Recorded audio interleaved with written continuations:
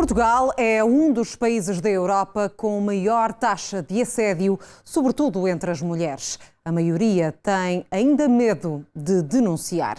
Dizer que não é a reportagem especial desta semana. Eu estava a receber ataques, não recebia apoio de ninguém, as pessoas ridicularizavam-me, faziam-me assédio sexual.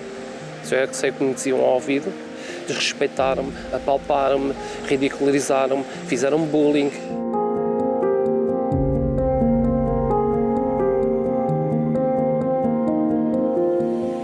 Dia após dia, semana após semana, durante meses que se transformaram em anos, o assédio foi companheiro assíduo de Cassandra.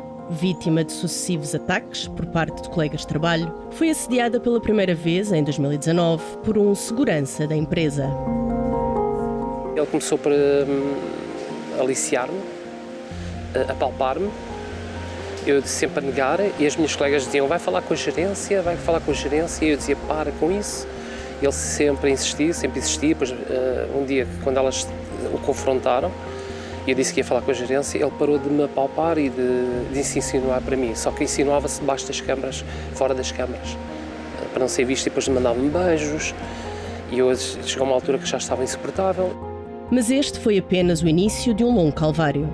Tornou-se no alvo preferido dos colegas que aproveitavam todos os pretextos para a perseguir e atormentar.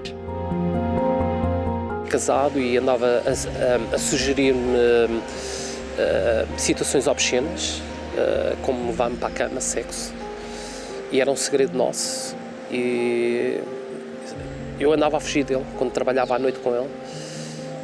Eu parecia que via o demónio, eu fugia. Uma vez encostou-me à parede, eu fiquei sem saída. E eu só eu afastava e eu sei como é que eu vou sair desta situação. Eles viam-me como um objeto. Está a entender? Eu pedia para me respeitar e não me respeitavam, eu sentia-me mal.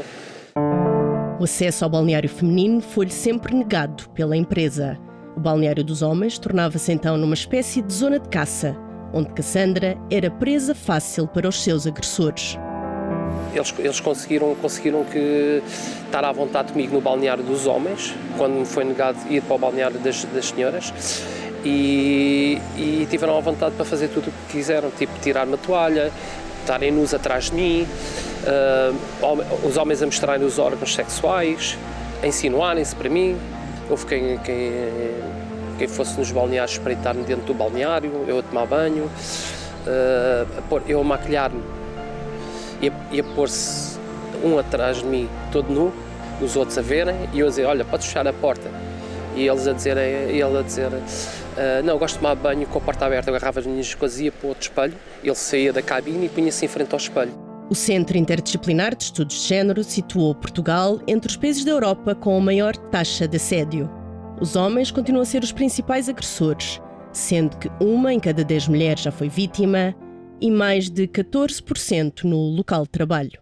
No ano passado, a PAV recebeu 127 denúncias de assédio sexual. A maioria das vítimas ainda teme denunciar, não só por medo de represálias, mas também pela dificuldade em provar. Tive medo das represálias. As pessoas são muito cruéis, são muito agressivas e eu tive medo de represálias. Eu saía com medo que me agredissem. Tenho colegas meus que viam os ataques que me fizeram, muitos ataques, e lamentavam e diziam que o que eu estava a sofrer era horrível, mas para eu não desistir, era o que diziam. Eu tentei. Este crime, uma das suas maiores dificuldades é aqui a questão da prova. Não só porque muitas destas situações ocorrem entre a vítima e o agressor ou a agressora, mas mesmo quando existem testemunhas, todos os intervenientes nesta situação, todos aqueles que testemunham isto, têm muito receio em fazer a denúncia por medo de represálias, por medo de perder o trabalho, e a verdade é que, se olharmos para os números, também é visível que a maioria dos inquéritos acaba por ser arquivado por falta de provas. O nosso país não está dimensionado para apoiar estas vítimas, para lhes dar a segurança de avançarem com as queixas. Mas muitas vezes estas mulheres estão tão fragilizadas que só o facto de ter que verbalizar tudo aquilo que lhe aconteceu acabam por não prosseguir com o processo, de não conseguir verbalizar tudo o que lhes aconteceu.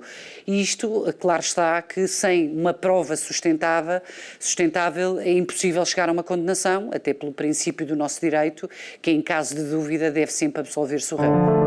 Cassandra acusa a empresa de nada ter feito para impedir os constantes abusos e faltas de respeito por parte dos colegas.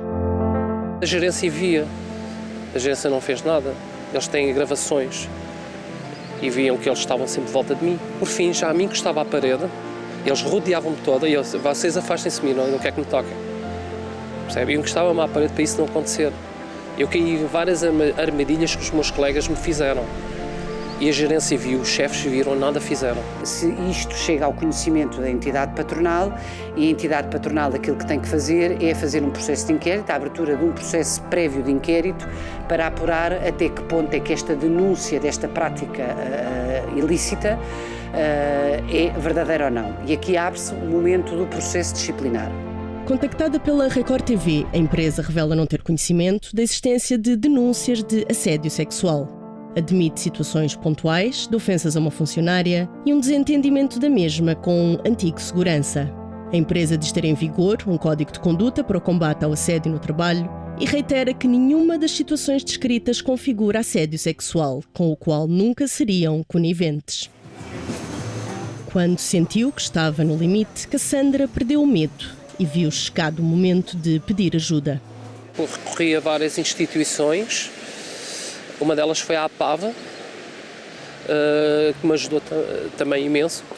Eu estava de cabeça perdida e pegaram nas minhas coisas e tentaram-me ajudar o melhor possível, porque eu não sabia para quem é que me havia de dirigir. Eu sentia-me sozinha neste meio todo. Aquilo que é muito comum numa primeira fase é a vítima sentir-se muito desorientada, muito sem chão, por assim dizer, não sabe bem a quem recorrer. Muitas vezes, quando vêm ter connosco, estão precisamente nesta primeira fase em que não fizeram ainda nada quanto à situação e vêm numa perspectiva de perceber se a situação consubstancia sequer algum tipo de crime ou contraordenação, e se sim, como é que podem proceder, a quem é que podem recorrer, quais são os seus direitos. É importante que, em primeiro lugar, a vítima se consciencialize de que não é responsável pelo que está a acontecer e que é responsável, sim, por agir face àquilo que está a acontecer, ou seja, dotar a vítima de capacidade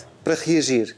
E aí é importante que ela também de alguma forma consiga arranjar apoio social. Certamente não vai conseguir arranjar apoio de todas as pessoas que ela gostaria, mas é importante que procure encontrar 2 ou 3 pessoas que a apoiem, que de alguma forma a valorizem e a empoderem.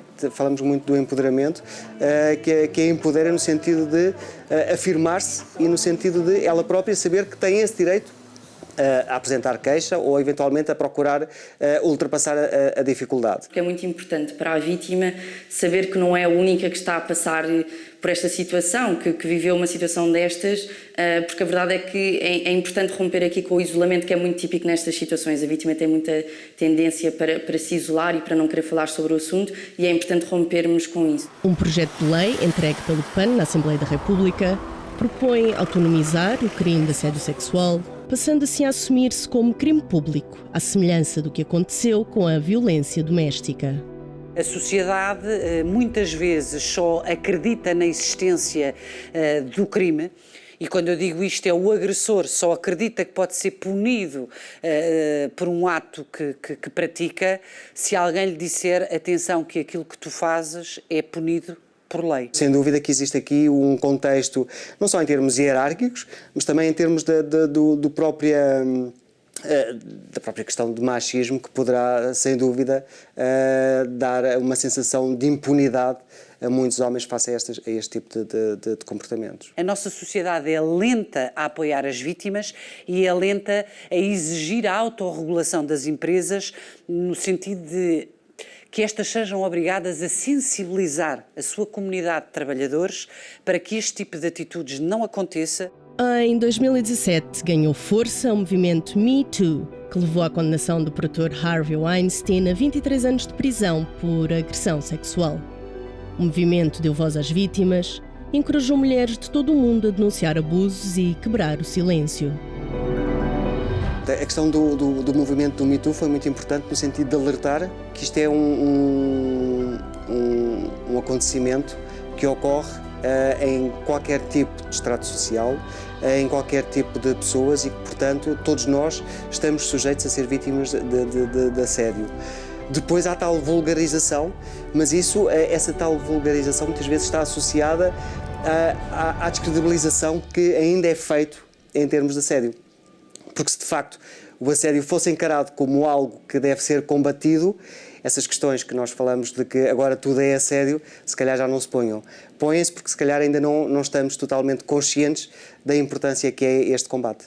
Ouvia-se muito esses comentários, hoje em dia uma pessoa nem pode fazer um comentário a uma mulher bonita que é logo importunação sexual ou logo assédio. E isso não é verdade, ou seja, o assédio e a importunação sexual são crimes sérios e exigem uma gravidade que não é a mesma de um mero piropo ou um comentário ou um elogio a uma pessoa. Faz muito esse tipo de comentários, mas lá está, acho que só contribuem para desvalorizar mais uma vez aquilo que a vítima está a sentir. O assédio, como disse também anteriormente, exige um certo encadeamento de acontecimentos, não é um ato isolado, por muito gravoso que seja, e desvalorizarmos a situação como um mero piropo, e hoje em dia tudo é assédio, só faz com que, lá está, as vítimas mais uma vez tenham receio em denunciar as situações porque sabem que muitas vezes não serão levadas a sério. Se eu tiver a coragem de assumir que fui vítima ou que estou a ser vítima daquele tipo de assédio, muito provavelmente existem outras vítimas e é importante alguém dar esse primeiro passo, porque se calhar há muitos silêncios, porque aqui há muitas questões de silêncio, e se nós dermos esse passo, como aconteceu no movimento do Me Too, vão aparecer muitas outras pessoas e essas pessoas vão dar a força para que o agressor de alguma forma seja apanhado. É óbvio que o assédio ainda é visto culturalmente como uma coisa normal, é quase como o piropo. Quando passa na rua e alguém lhe dá um piropo, há uns anos atrás, as mulheres, algumas delas, até se sentiam um objeto admirado, não é? Um objeto admirado. Mas é precisamente aqui, é o objeto. Nós não podemos ser objetos. Anos de assédio e humilhação fizeram feridas que, apesar de invisíveis a olho nu, acabaram por deixar cicatriz. Tive que pedir férias forçadas, que eu não estava já bem, porque eu não conseguia trabalhar, não conseguia. Naquele ambiente tóxico, não dá. É um ambiente muito agressivo, muito violento. Eu não conseguia dormir, acordava de meio da noite quando adormecia, acordava já não adormecia outra vez. Até que eu fui à psiquiatra e ela ajudou-me. A psiquiatra foi uma pessoa, naquele momento, pegou em mim, medicou-me e eu consigo ter dias bons à conta dessa medicação. O assédio sexual deixa marcas psicológicas e pode mesmo provocar traumas na vítima. De alterações de humor, ou seja, as pessoas poderão ter uma tendência mais depressiva. Existem situações de stress pós-traumático também muito, e aí é importante nós trabalharmos o trauma, porque muitas vezes o próprio assédio acaba por causar trauma na pessoa. Existem questões de perturbação de pânico, questões de ansiedade, associada à ansiedade. As marcas são profundas mesmo, não está fácil. Eu estou-me a perceber disso agora, porque eu estou medicada, mesmo assim, medicada, está complicado. Eu estou com um trauma psicológico muito grande e não sei quando é que isto vai desaparecer da minha mente. Eu estava num estado lastimável que eu não conseguia falar, eu não conseguia te contrapor com eles. Eles pareciam-se... Sabe o que é a comparação que eu acho? As hienas a atacarem todas ao mesmo tempo e uma presa a atacar-me. Portanto, eles são cobardes, porque eu era uma pessoa, eles eram muitos.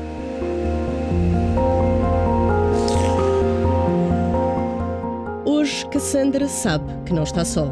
Dia após dia, semana após semana e mesmo que os meses se transformem em anos, não desiste de lutar por justiça e voltar a ser feliz.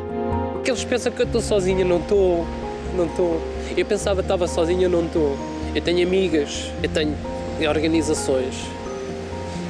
tenho a lei do meu lado. E eu não sabia disso. Eu pensava que estava sozinha, percebe?